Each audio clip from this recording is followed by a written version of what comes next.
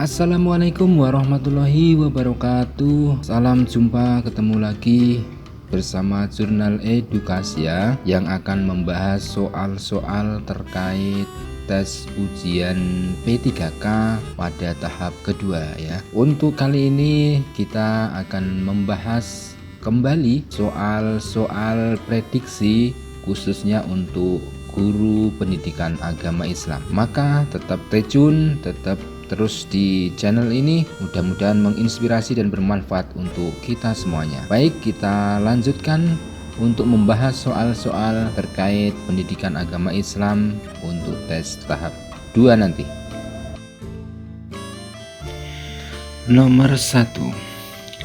Pada abad pertengahan, seorang ilmuwan Islam Ibnu Sina mengembangkan suatu ilmu yang dituliskan dalam bukunya Al-Qanun atau The Canon. Ilmu tersebut terus berkembang hingga saat ini sebagai ilmu A. Kedokteran, B. Matematika, C. Kemaritiman, D. Geografi, E. Penerbangan. Semua pasti sudah mengenal Ibnu Sina itu siapa ya. Ibnu Sina itu dikenal sebagai Avicenna atau seorang filosof, ilmuwan dan dokter yang lahir di Persia pada tahun 980 Masehi. Sebagai salah satu ilmuwan Islam di bidang kedokteran, ia juga disebut-sebut sebagai bapak pengobatan modern ya. Jadi Ibnu Sina ini pengaruh keilmuannya terus berkembang hingga kini, yaitu di bidang kedokteran ya. Jadi jawabannya nomor 1 adalah A.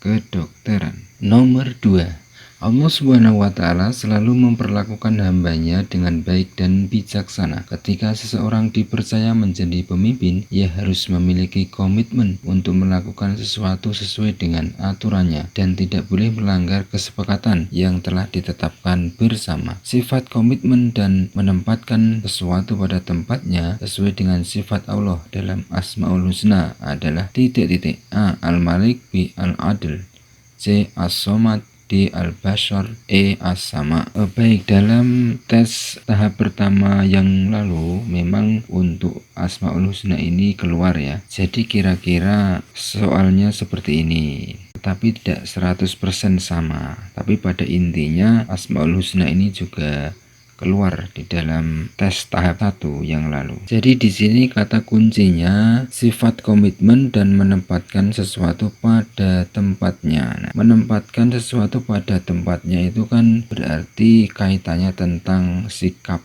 adil. Nah, berarti sifat Allah yang sesuai dengan sifat adil ini adalah apa ya? Al-Malik, Al-Adil, As-Somad, Al-Basar atau As-Sama. Tentu yang sesuai adalah yang B. Al-Adil, yaitu Allah Maha Adil. Nomor 3. Perhatikan Quran Surat An-Nisa ayat 59 di bawah ini. Dari ayat di atas, kalimat yang bergaris bawah mempunyai hukum tajwid. A. Mad jaiz munfasil, idhar syafawi dan ikhfa. B. Mad wajib muttasil, ikhfa syafawi dan idhar khalqi. C. Mad wajib muttasil, ikhfa syafawi dan gunnah. D. Mad lazim, ikhfa syafawi dan iklab. E. Mad jaiz munfasil, idhar khalqi dan iklab. Baik, kita lihat di awal yang bergaris bawah ya, yang amanu ya, itu termasuk mad jaiz muttasil karena ada mad topi'i bertemu dengan hamzah, tidak dalam satu kalimat. Kemudian yang garis bawah yang kedua itu di kata zatum fi, itu ada mem mati ketemu fa, itu dibaca idhar syafawi. Kemudian selanjutnya ada tanwin bertemu fa ya. Tanwin bertemu fa itu termasuk ikhfa. Berarti nomor 3 jawabannya A ya. Mad jaiz munfasil, idhar syafawi dan ikhfa. Nomor 4. Perhatikan dari penggalan Quran Surat Al-Luqman ayat 13 berikut ini. Dari tabel di atas yang merupakan pasangan arti yang benar adalah A1 dengan E, B2 dengan B, C3 dengan C, D4 dengan A, E5 dengan D. Coba kita lihat nomor 1. Wa isqala itu artinya dan ketika dia berkata. 1 dan C ya, itu enggak ada ya. Nomor 2, li ibnihi itu artinya kepada anaknya. 2 dan A tidak ada ya. Kemudian nomor 3, ya bunayya itu artinya wahai anakku. 3 dan B ya, 3 dan B itu tidak ada ya. Kemudian nomor 4, la tusyrik artinya janganlah kamu menyekutukan. La tusyrik janganlah kamu menyekutukan, itu 4 dan E ya, itu enggak ada ya. Berarti nomor 5, la dzulmun adim itu artinya apa? La dzulmun adim itu benar-benar kezaliman yang besar. Berarti E itu 5 dengan D ya. Berarti jawabannya yang sesuai dengan penggalan Quran surat Al-Luqman ayat 13 itu adalah yang E. La dzulmun adim itu artinya benar-benar kezaliman yang besar. Nomor 4 itu jawabannya E. Nomor 5, tradisi pembaruan dalam Islam sebenarnya telah berlangsung lama, sejak masa-masa awal sejarah Islam, karena dalam setiap kali terjadi masalah baru yang belum ada ketentuan hukum sebelumnya, maka kaum muslim segera akan mencari jawabannya melalui metode A. Ijma, B. Qiyas, C. Ijma dan ijtihad, D. Istinbat dan ijtihad, E. Ijma dan Qiyas. Nah, di sini yang sesuai dengan pembaharuan dalam Islam yang muncul pada awal sejarah Islam itu dengan metode apa kira-kira ya? Ijma, Qiyas, Ijma dan ijtihad, di istinbat dan ijtihad, atau ijma dan Qiyas. Ya, jawabannya itu adalah yang di istinbat dan ijtihad. Apa itu istinbat? Istinbat itu tata cara atau metode dalam menggali dalil-dalil wahyu, yaitu Al-Quran dan Sunnah, untuk ditelurkan ke dalam bentuk hukum. Sedangkan ijtihad itu merupakan pendayagunaan aspek kognitif untuk menemukan rumusan hukum Islam ya. Jadi nomor 5 yang sesuai adalah yang di istinbat dan ijtihad. Nomor 6, Jamaluddin Al-Afghani merupakan salah satu tokoh pembaru Islam yang berasal dari Afghanistan. Beliau berpendapat bahwa kemunduran umat Islam disebabkan antara lain karena umat Islam telah meninggalkan ajaran-ajaran Islam sebenarnya. Selain itu, menurut beliau, mundurnya umat Islam juga disebabkan oleh kondisi umat Islam yang terpecah belah. Al-Afghani menginginkan adanya persatuan umat Islam, baik yang negaranya sudah merdeka maupun yang masih dalam jajahan bangsa barat. Gagasannya ini dikenal dengan sebutan A. Titfil Islam, B. Modernisasi Islam, C. Purifikasi, D. Pan-Islamisme, E. Ukhuwah Islamiyah. Pada video yang awal ini pernah kita bahas ya tentang Jamaluddin Al-Afghani ini. Jadi Jamaluddin Al-Afghani ini terkenal dengan gagasannya yang disebut dengan Pan-Islamisme. Apa Pan-Islamisme itu? Pan-Islamisme itu sebuah gagasan untuk membangkitkan dan menyatukan dunia Arab khususnya dan dunia Islam pada umumnya untuk melawan kolonialisme barat ketika itu ya. Jadi nomor 6 jawabannya adalah pan-islamisme. D. Nomor 7, proses masuknya Islam juga dilakukan melalui jalur pendidikan. Para ulama banyak yang mendirikan lembaga pendidikan Islam. Di lembaga inilah para ulama semakin menguatkan posisi agama Islam dengan pengajaran-pengajaran keislaman.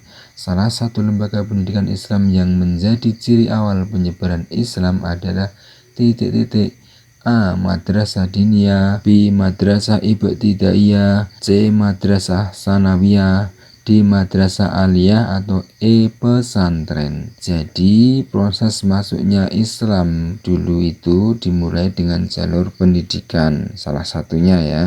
Maka para ulama ini mendirikan lembaga pendidikan Islam yang terkenal sampai sekarang itu adalah pesantren, pondok pesantren ya. Jadi jawabannya nomor 7 adalah E, pesantren. Nomor 8, sistem pendidikan pesantren merupakan adaptasi dari bentuk pendidikan biara dan asrama yang dikembangkan pendeta atau biksu dalam agama Hindu dan Buddha. Sistem pendidikan pesantren pertama kali diprakarsai oleh titik-titik. Nah, ini para sunan ini memiliki peran dalam mewujudkan keislaman, nilai-nilai Islam yang dimulai dengan membentuk pendidikan ketika itu ya. Maka yang pertama kali memperkarsainya ini adalah Sunan Muria, B. Sunan Gresik, C. Sunan Giri, D. Sunan Bonang, atau E. Sunan Gunung Jati. Ya, jadi pernah kita singgung di video sebelumnya itu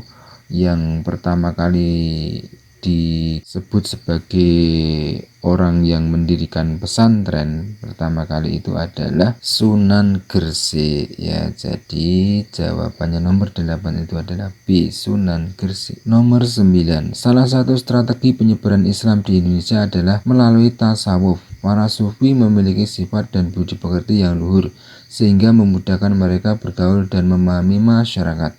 Dengan tasawuf, bentuk ajaran Islam yang disampaikan kepada penduduk pribumi dapat dengan mudah masuk ke alam pikiran mereka. Di antara tokoh-tokoh berikut yang bukan termasuk tokoh sufi di Indonesia adalah titik-titik.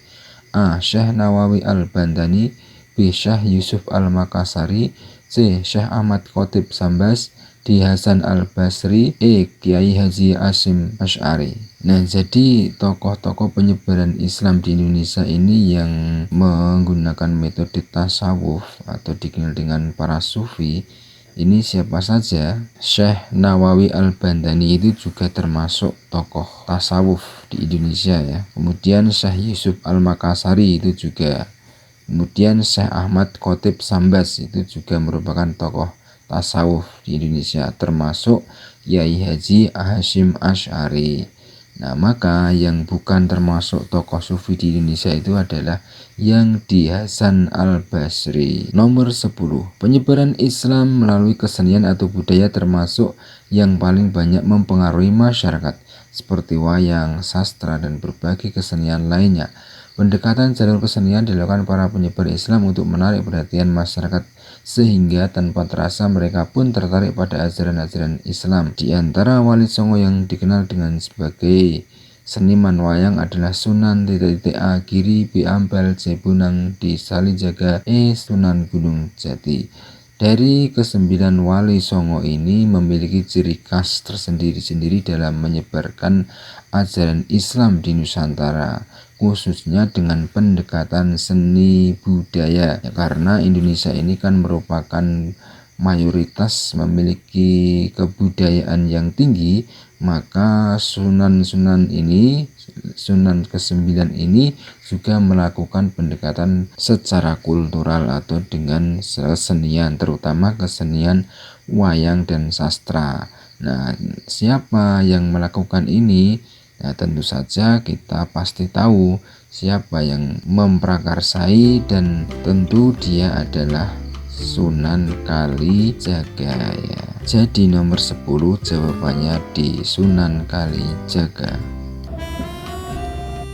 Baik rekan-rekan guru honorer di seluruh Nusantara, demikian ulasan dan pemaparan serta pembahasan soal-soal yang mudah-mudahan nanti memberikan tambahan ilmu, tambahan pemahaman untuk melaksanakan tes P3K pada tahap kedua nanti. Baik, demikian saja, sampai bertemu di lain waktu. Terima kasih, semoga kita diberikan sukses selalu. Wassalamualaikum warahmatullahi wabarakatuh.